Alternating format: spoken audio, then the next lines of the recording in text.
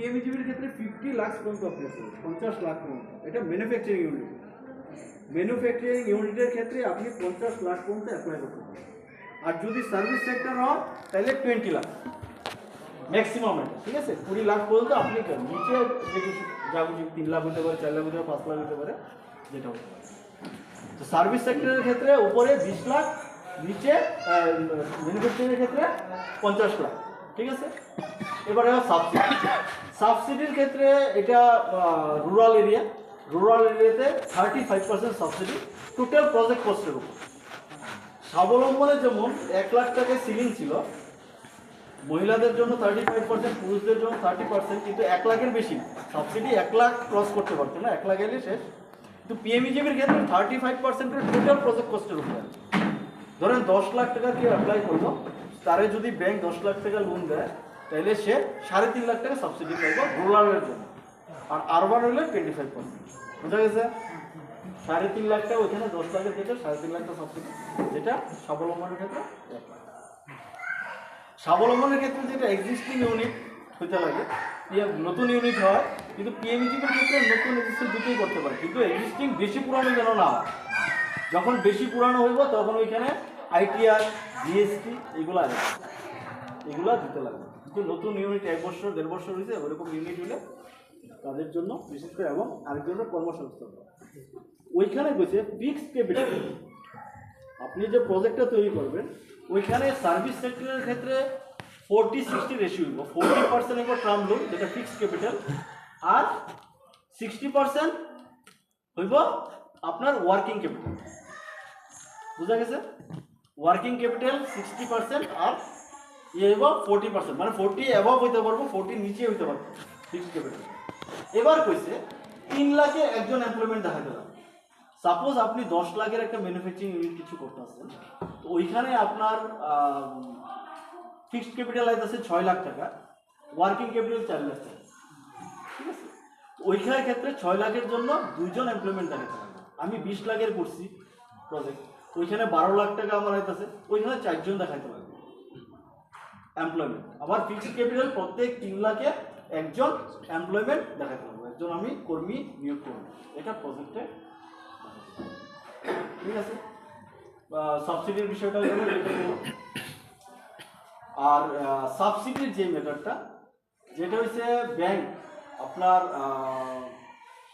প্রথম আপনার যেটা প্রপোজাল, আপনি অনলাইনে অ্যাপ্লিকেশন করলেন, করার পর এটা আপনার সমস্ত অরিজিনাল ডকুমেন্টস নিয়ে, যেটা স্বাবলম্বনের ক্ষেত্রে হয় যে ওইটা আপনি সব ঠিকঠাক থাকলে এটা ব্যাংকে পাঠায় দেওয়া হয়।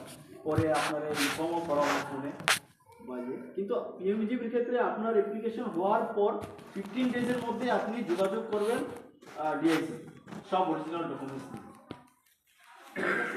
কারণ ওইখানে অনেকগুলো ডকুমেন্টস আপলোড করতে হয়, ভুল থাকেই অ্যাপ্লিকেশন, হ্যাঁ প্রচুর ভুল থাকে। তো ভুলগুলো কারেকশন করার জন্য ওইখানে গিয়ে যোগাযোগ করতে পারবো। 15 ডেজের মধ্যে অ্যাপ্লিকেশন জমা হওয়ার পরে 2-3 দিনের মধ্যে আমি ফোন করি যে আপনার অ্যাপ্লিকেশন জমা হয়েছে, আপনি আয়া ভেরিফিকেশন, ফিজিক্যাল ভেরিফিকেশন করাবেন। ওইখানে সব ঠিকঠাক থাকলে তো সঙ্গে সঙ্গে এটা ব্যাংকে আজকে আপনি অ্যাপ্লিকেশন করছে আজকেই যাইতে পারেন। ভেরিফাই করার পর যদি সব ঠিক থাকে আজকে এটা ব্যাংকে পাঠায় দেওয়া হয়। যদি কোনো ভুল ত্রুটি থাকে, অল্প কিছু থাকে, এটা কারেকশন করে ওইখানে পাঠানো হইব। যদি বেশি থাকে করা সম্ভব হইতো না, তখন কয়ে দেওয়া হইব যে এই জিনিসগুলো কারেকশন করে আবার নেক্সট ডে আয়ে, কিংবা এগুলো কারেকশন করে একবার ইনফর্ম করে তাহলে আপনারটা ব্যাংকে পাঠাই দেবেন। ব্যাংকে যাওয়ার পর ব্যাংক থেকে একটা ফিজিক্যাল ভেরিফিকেশন, আপনার ইউনিটটা আছে কিনা, কি পজিশনে আছে, হ্যাঁ ইনফ্রাস্ট্রাকচার আপনার তৈরি আছে কিনা, এইগুলো একবার গিয়ে ব্যাংক ভিজিট করবো। এবং ওইখানে আমাদের ফিল্ড অফিসার গণেশ স্যার উনিও যাবেন। এটা ভেরিফাই করার পর এবার আপনাকে স্যাংশন দিল। স্যাংশন দেওয়ার পর আপনার অনলাইন পোর্টালে স্যাংশন দিতে হবে। অনেক সময় ব্যাংক দেখা যায় অফলাইনে স্যাংশন দেয়, অফলাইন না অনলাইন পোর্টালে স্যাংশন দেওয়ার পরে আপনি মোবাইলে আপনার ট্রেনিং, ইডিপি ট্রেনিং স্টার্ট করে দেবেন।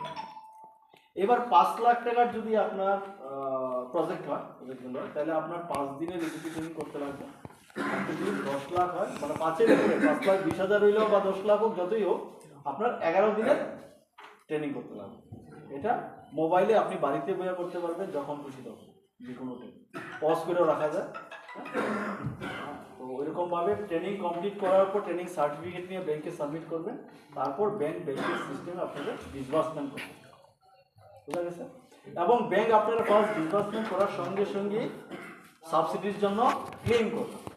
ক্লেম করা যদি ব্যাংক যদি ঠিকভাবে ক্লেম করতে পারে, যদি কোনো ভুল ত্রুটি না থাকে, 1 সপ্তাহের মধ্যে টাকা পাবে ব্যাংক, সাবসিডির টাকা। এই টাকাটা ব্যাংকের টিডিআর অ্যাকাউন্টে 3 বছরের জন্য থাকবে। এবার এই স্যার যে আলোচনা করলেন যে সাবসিডির টাকাটার উপরে ইন্টারেস্ট থাকে না, যেহেতু গভর্নমেন্ট ব্যাংকে টাকাটা দিয়ে দিছে, ধরেন আমি একটু দিয়ে করি, ধরেন আপনার 10 লাখ টাকার একটা প্রজেক্ট আপনি অ্যাপ্লাই করেন, ওইখানে আপনার 5% কন্ট্রিবিউশন মিনস 50,000। আপনার সাবসিডির টাকা কত হলো? 3.5 লাখ টাকা। তাহলে 3.5 আর 50, 4 লাখ টাকা গেল, তাহলে 6 লাখ টাকা। আপনি 6 লাখ টাকার ইন্টারেস্ট দিবেন, বাট আপনার ইএমআই প্রিন্সিপাল অ্যামাউন্ট সহ ক্যালকুলেশন হইব কিন্তু 9.5 লাখ টাকা। বোঝা গেছে? ইন্টারেস্টটা দিবেন 6 লাখ টাকা, কিন্তু রিকভারি কিন্তু হইব 9.5 লাখ টাকা।